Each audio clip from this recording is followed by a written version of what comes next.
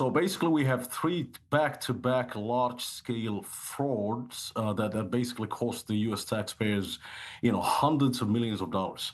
Now, the latest allegation, which is actually just coming to light, is the fact that people are claiming that their kids are autistic and actually getting a kickback, even though the child is actually healthy. So in other words, 1 in 16 child, a child in Minnesota of Somali origin is classified as autistic. This is just numbers that boggle the mind. It's a racket. So that's the latest scheme. Hmm. Another one involves housing, and it basically exploded somewhere from 3 million to $100 million in 2024.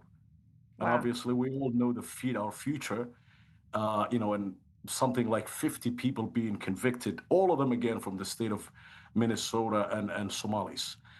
So to sum it up, all of this money, as well as people basically are not investing in this country. What they really do is the money gets repatriated, and it goes back to Somalia.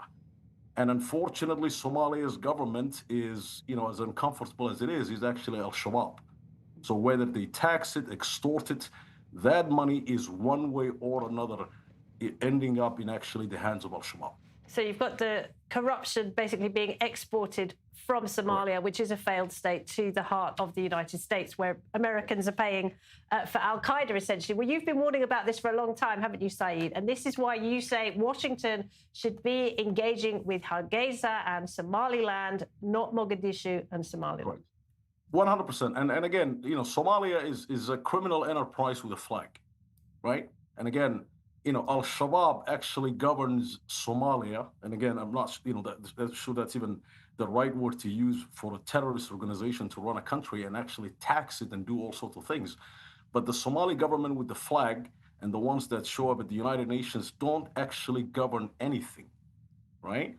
So for that very reason, I mean, I think it behooves the United States to actually, and again, President Trump is kind of making all of the right decisions of, basically unplugging or turning off the spigot, if you will, of keeping these fake governments afloat. So I think, it's the right time to engage people that actually are in charge of, their territory, as the president himself put it. There had